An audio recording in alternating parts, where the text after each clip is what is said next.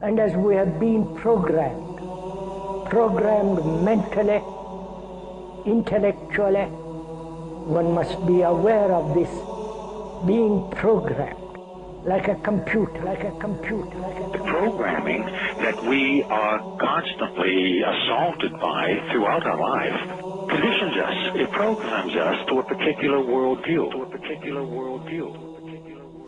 Is they are absolutely propagandizing the world with all of their theses about the nature of the universe that we live in, where we come from, our origins, the origin of the universe, and so forth.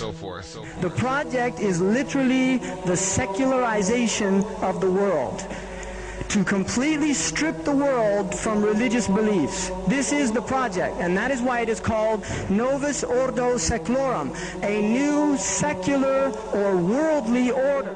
A new study says the news media have been pushing a gospel of godlessness on the American public. Sure, it's hard for some of you to believe, but you will never see it more clearly than you will today. I mean, it's just so amazing. The creationists were right all along. To be honest, they just didn't have the argumentative skills.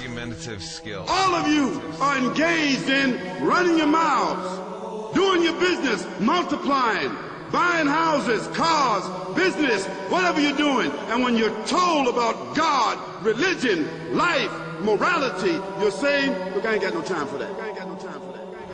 Because this media is here and designed to make sure that they ask no critical questions. To make sure that the only thing that they are concerned about is having a good time. The only thing they're concerned about is filling their bellies. The only thing they're concerned about is acquiring more and more material things. And so that is why today, one of the struggles that you have as young people, that when you want to do different events and you want to talk about real issues, you have the struggle of many of your peers who've been so conditioned in this matrix that they would rather party than listen to the truth.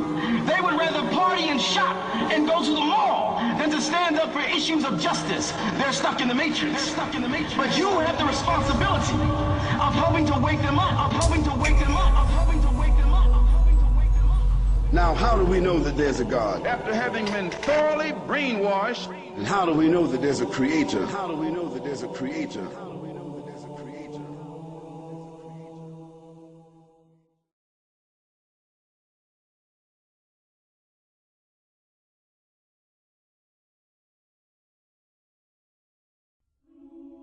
About 15 billion years ago, there were no stars in the sky. There wasn't even a sky. All that existed was the primordial fireball. Then, something happened. In a flash, everything suddenly expanded. This was how it all began. The first moment of existence. What we now call the Big Bang. At the beginning of the 20th century, scientists believed that the universe had always existed, that matter energy was infinite, it had always been around. The model is called the steady state model, because the model of the universe that it's been around forever basically doesn't change. The universe is steady state. But what happened in the last 100 years is that model has been blown away because of the evidence. Observations now suggest, as you all know, that the universe began some 12 to 15 billion years ago. The first evidence that the universe had a beginning is the expanding universe. Researchers wanted to believe in a universe that always was and always will be, eternal. But galaxies flying away from each other meant that once, long ago, they were clumped together. It meant something started them moving. The universe had a beginning. Today, it's called the Big Bang Theory. This was first discovered in 1929 by Edwin Hubble, and it's the first evidence that the universe had a beginning. The second evidence the universe had a beginning is the cosmic background radiation. The discovery of the cosmic background radiation was a fatal blow to those who wanted to believe in an eternal universe. The Big Bang proponents had won. Now, the final evidence for the origin of the universe is the relative abundance of light elements. It's very clear now that the universe had an origin, and scientists have become to accept this. In fact, the equations of general relativity that Einstein developed had an origin of the universe. When Einstein developed his equations of general relativity, they showed that there should be an expansion of the universe and an origin, and Einstein didn't like that. He added something called a cosmological constant, which he later realized was not there. When we saw that the universe was expanding, that there really was an origin, he threw out the cosmological constant. He said that that was the biggest mistake of his scientific career, was introducing that, was introducing that, was introducing that, was introducing that. But when this Big Bang model was first proposed in the early part of the 20th century, it was received with great skepticism by the scientific community. Because the scientific community knew that the Big Bang opened up the possibility of having a beginning and a creator and someone who began it.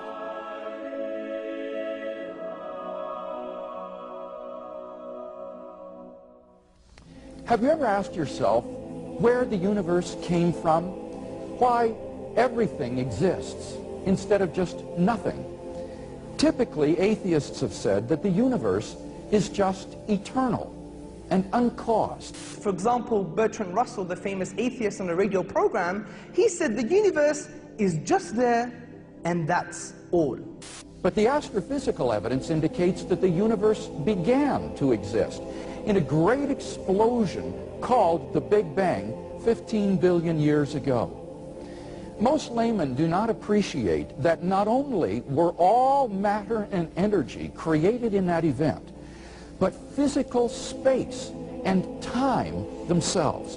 This is of utmost importance, for it implies, as the Cambridge astronomer Fred Hoyle points out, that the Big Bang theory requires the creation of the universe from nothing. Now, this tends to be very awkward for the atheist, for as Anthony Kenny of Oxford University urges, a proponent of the Big Bang theory, at least if he is an atheist, must believe that the universe came from nothing and by nothing. But surely that doesn't make sense. Out of nothing, nothing comes. Even atheist philosophers such as David Hume, he wrote in a letter, "I never asserted to absurd proposition as that anything might arise without a cause." Similarly, P.J. Zort in his publication About Time said, "If there is anything we find inconceivable, it is that something could arise from nothing." So where did the universe come from? Why does the universe exist instead of just nothing? There must have been a cause which brought the universe into being. We can summarize our argument thus far as follows. Premise 1, whatever begins to exist has a cause. 2, the universe began to exist. 3, therefore, the universe has a cause. It doesn't mean it's God, doesn't mean it's Jesus, doesn't mean it's Allah, it doesn't mean anything. It just means there's a cause for the universe. So we ask another question, what is the nature of this cause? And the nature of this cause, upon conceptual analysis, which means critical thinking about this cause, we come to some startling conclusions.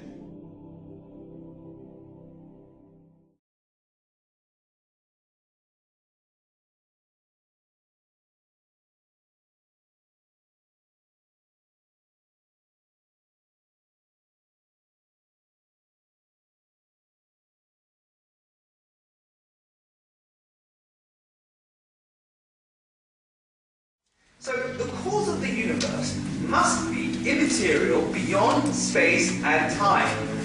Beyond space and time. Now there are only two things that can fit in this category. The first, abstract objects, and the second, an embodied mind. So we're faced with two worldviews. One starts in the beginning with mass energy, the particles, and everything is derivative, including information. The other says the exact opposite. So in the first worldview, mass energy is primary and mind is derivative. In the other worldview, mind is primary and mass energy is derivative.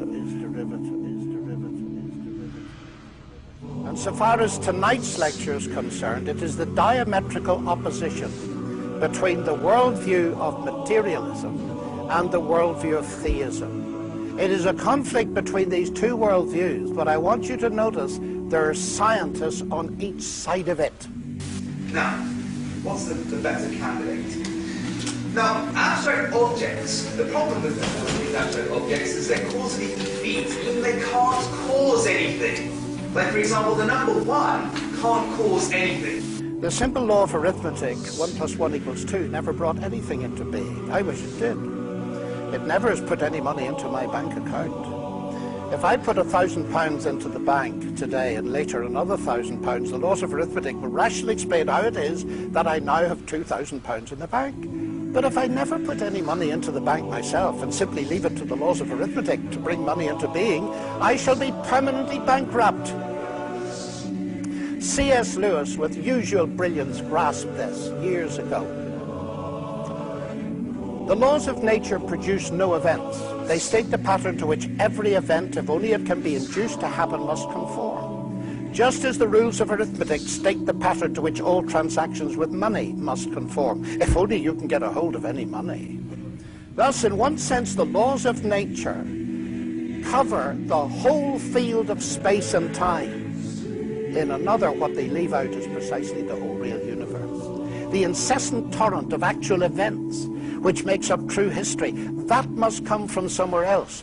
To think the laws can produce it is like thinking that you can create real money by simply doing sums. For every law says in the last resort, if you have A, then you will get B. But first catch your A. The laws will not do it for you.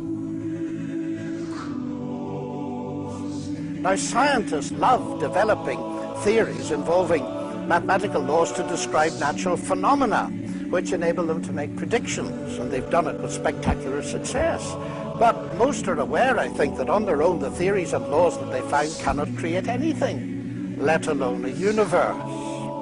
Yet Hawking seems to think they did. Professor Stephen Hawking says that modern science has established there was no need for God in the creation of the universe. In a new book, Hawking suggests that a theoretical framework known as M-theory can explain how the Big Bang was an inevitable consequence of the laws of physics. According to him, it is the laws of physics, not the will of God, that provide the real explanation as to how the universe came into being. The Big Bang, he argues, was the inevitable consequence of these laws. I quote, "Because there is a law such as gravity, the universe can and will create itself from nothing." Now, a supernatural being, or God, is an agent who does something. Dismissing such an agent, Hawking ascribes creative power to physical law. But physical law is not an agent. Hawking, it seems to me, is making a classical category mistake by confusing two entirely different kinds of entity: physical law and personal agency. Our physical laws are a description, usually mathematical, of what normally happens under certain given conditions. This is surely obvious from the very first example that Hawking gives in his book. The sun rises in the east. But this law does not create the sun, nor the planet Earth with east and west. It is descriptive and predictive, but not creative.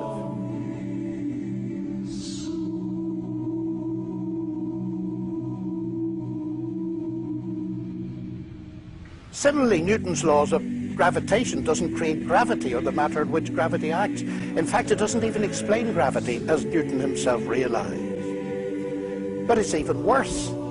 The laws of physics cannot even cause anything to happen. Newton's celebrated laws of motion never caused a pool ball to race across the table. That can only be done by people using a pool cue and the action of their muscles.